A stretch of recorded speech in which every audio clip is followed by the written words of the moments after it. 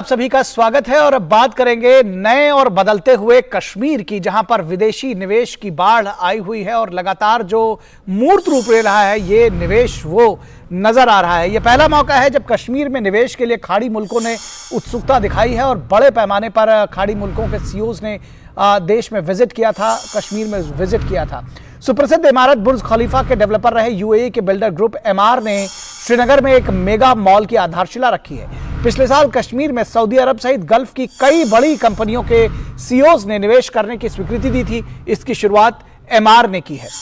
जम्मू कश्मीर में आर्टिकल 370 हटने के बाद बड़ी संख्या में देशी विदेशी इन्वेस्टर्स ने निवेश का मन बनाया है। अब तक 60,000 करोड़ रुपए से ज्यादा का निवेश कश्मीर में आया है। ये आपकी कल्पना से परे हो सकता है, क्योंकि 370 हटने से पहले निवेश के बारे में हम सोच नहीं सकते थे और आज 60,000 करोड़ का निवेश आया है। ये बदलते दौर का जम्मू कश्मीर है जो कन्याकुमारी तक रेल लाइन से जुड़ा हुआ है। कश्मीर से कन्याकुमारी तक रेल लाइन से इंफ्रास्ट्रक्चर जुड़ा हुआ है। इंफ्रास्ट्रक्चर डेवलपमेंट में जम्मू कश्मीर भारत के कई राज्यों और यूनियन टेरिटरी से काफी आगे है। एलजी मनोज सिन्हा का दावा है कि नई औद्योगिक नीति के कारण पिछले 22 महीनों में 5,000 से ज्यादा देशी विदेशी कंपनियों ने स्थानीय सरकार के साथ करार किया है। 5,000 से ज्यादा कंपनियों ने करार किया है। पिछले महीनों में 45 नए उद्योग कश्मीर में शुरू हो चुके हैं, जबकि पीएम मोदी ने इन महीनों में 38,000 करोड़ रुपए के परियोजनाओं का शिलान्यास भी किया है।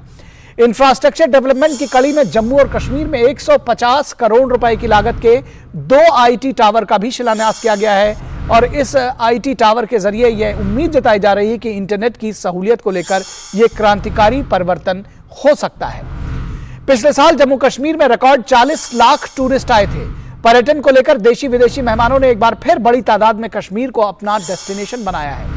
तो फेवरेट डेस्टिनेशन बनता जा रहा है जम्मू कश्मीर और जाहिर है ये बदलते दौर का जम्मू कश्मीर है, जहां सामाजिक भागीदारी की ग्रास रूट डेमोक्रेसी ने हर असंभव को संभव बना दिया है। ग्रास रूट डेमोक्रेसी लगातार पनप रही है और हर असंभव को संभव बना रहा है जम्मू कश्मीर। ये बदलते दौर का जम्मू कश्मीर है। जम्मू कश्मीर के उपराज्यपाल मनोज सिन्हा का कहना है कि आने वाले समय में राज्य में भारी मात्रा में निवेश आएगा। मुझे लगता है कि अच्छी शुरुआत हुई है, लेकिन अभी काफ़ी लंबी दूरी हमें तय करनी है और मैं पूरी तरह से मुतमईन हूँ कि भारी मात्रा में एफडीआई भी और देश का इन्वेस्टमेंट भी जम्मू कश्मीर में आएगा और बाकी राज्यों की तरह यहाँ भी इंडस्ट्रियल डेवलपमेंट पीक पर पहुँचे। और इस पूरी खबर पर बातचीत करने के लिए हमारे संपादकीय सलाहकार विनोद मिश्रा हमारे साथ जुड़े हुए हैं। विनोद, आपसे समझना चाहेंगे आपकी ये जब हम नए बदलते दौर के कश्मीर की बात करते हैं तो उसमें निवेश भी आ रहा है और उसमें ग्रास रूट डेमोक्रेसी जो है वो भी मजबूत हो रही है। किस तरह से देखते हैं इस सारे परिवर्तन को, इस सारे इतने बड़े बदलाव को? निखिल, आप जब अभी रिपोर्ट बता रहे थे कि ये देखिए ये बदले हुए कश्मीर का जो नया कश्मीर है उसकी एक झांकी है। ये झांकी मैं इसलिए कह रहा हूँ कि देखिए कोरोना के काल में जब देश में या पूरी दुनिया में जिस संघर्ष से जिस दुनिया जूझ रही थी, उस समय आप देखिए कि कश्मीर में इन्वेस्टमेंट के लिए लगातार एक कॉन्फ्रेंस हो रही थी। पिछले ही साल आप देखिए कश्मीर में कम से कम 32 ऐसी बड़ी कंपनियां जो सऊदी अरब से लेके और गल्फ के कई कंट्रीज़ के सीईओ आए थे और वहाँ निवेश करने के लिए और अपने अपने जगह का उन्होंने एक दौरा भी किया था।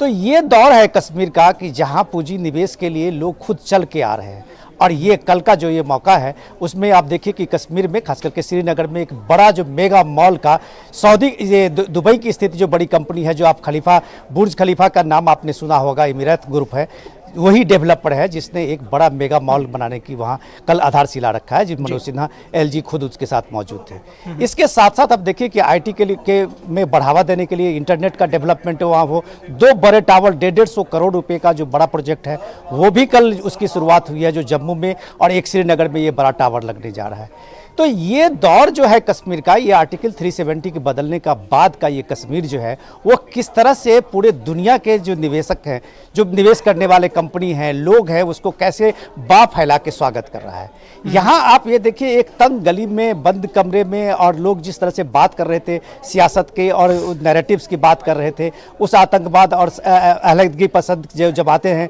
उनका एक नैरेटिव था, पाकिस्तान की नैरेटिव थी, उस सारे नैरेटिव्स के हट के आप अगर कश्मीर का हेडलाइन देखते हैं तो ये रिकॉर्ड टूरिज्म का है कि आप देखिए पिछले साल 40 लाख से ज़्यादा टूरिस्ट वहाँ पहुँचे थे। इस साल आप देखिए इसी विंटर के समय में आपने देखा होगा कि भारत के साथ साथ में जो नेशनल गेम के साथ साथ कई इंटरनेशनल गेम वहाँ पे कश्मीर में हुए हैं। ये उसका एक इंफ्रास्ट्रक्चर बता रहा है कि जो आज जो विदेश के निवेशक हैं, बड़े बड़े कंपनी हैं या बड़े बड़े समूह हैं, वो कश्मीर आ रहे हैं, चाहे वो होटल हॉस्पिटलिटी के रूप में हो या हॉस्पिटल के रूप में हो या अन्य सेक्टर में वो अपना इन्वेस्ट कर रहे हैं। जिसकी बात अभी मनोज सिन्हा जी वो आप उनके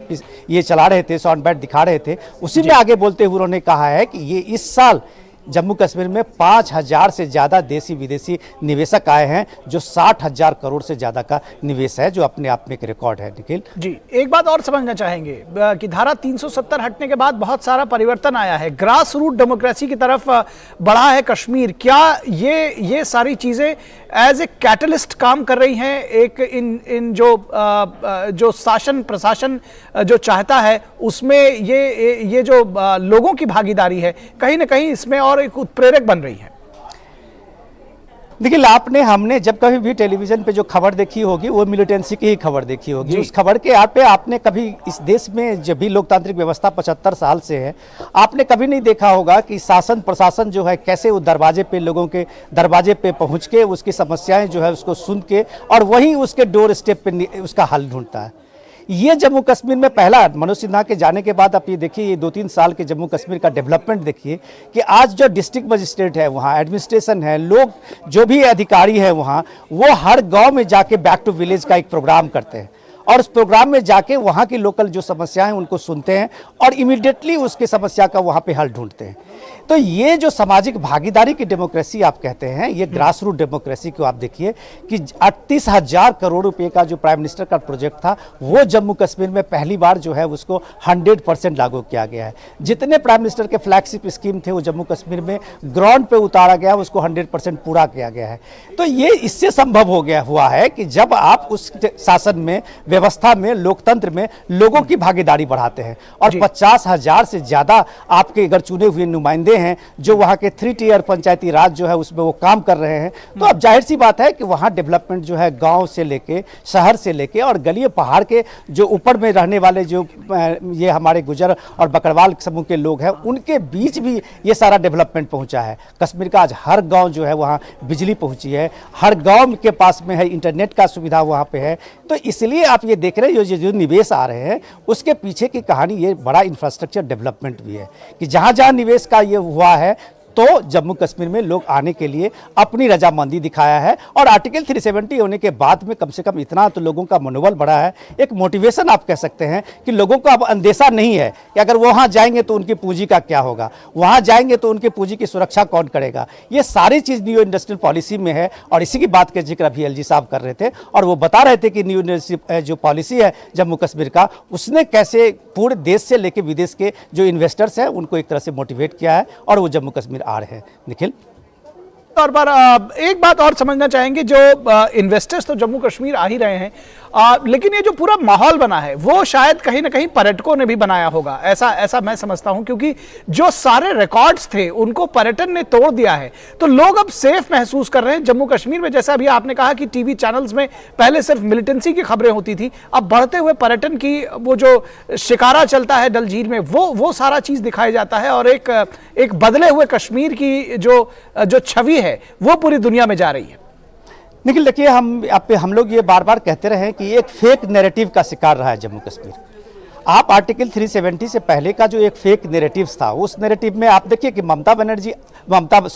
महबूबा मुफ्ती अभी भी अगर आप देखिए कि अगर पॉलिटिक्स में आने की अपनी सक्रियता बढ़ाती है तो सबसे पहला बाइट उनका होता है, टीवी पे रिएक्शन होता है कि पाकिस्तान को भी इन्वॉल्व करना चाहिए। जो पाकिस्तान अभी अपने समाज अपने लोगों को एक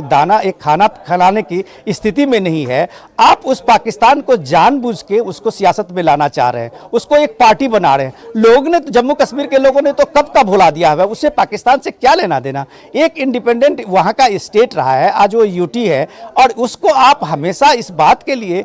एक तरह से आप नैरेटिव देते हैं कि ये जम्मू कश्मीर जो है वो एक तरह से मुतनाज़ा हुआ, नहीं तो वो कंट्रोवर्शियल उसका एक बैकग्राउंड रहा है, उसमें आप एक डिस्प्यूट एंगल जोड़ते हैं, और ये सारे डिस्प्यूट एंगल से जोड़ने के साथ साथ आप उसके जो लोगों की मेन स्ट्रीम में आने की अपनी एक जिज्ञासा है, लोगों की भावना है, उसको कहीं ना कहीं से आप उसको ब्लॉक करते हैं। और इस चीज को ये जो निवेश है और ये जो निवेशक है उन सारे चीजों को धत्ता बता दिया है कि लोग मेन स्ट्रीम में अपने को महसूस कर रहे हैं, भारत के लोगों को लग रहा है ये हमारा जम्मू कश्मीर में है, और वो खुल के वहां जाके निवेश कर रहे हैं। बिल्कुल, और ये जो सारा सिनारियो है ये पूरी दुनिया देख रही है बहुत दिलचस्पी से और एक अचरज के साथ में, और यही वजह है कि जो निवेशक है वो भी आकर्षित हो रहे हैं। बहुत शुक्रिया इस तमाम बातचीत और जानकारी के लिए विनोद मिश्रा जी। और यहां रुकेंगे एक छोटे से ब्रेक के लिए। ब्रेक के बाद जब वापस लौटेंगे तो आपको बताएंगे कि चर्च के लिए अछूत नहीं रह गई है बीजेपी और क्या कुछ बदले हैं इससे समीकरण।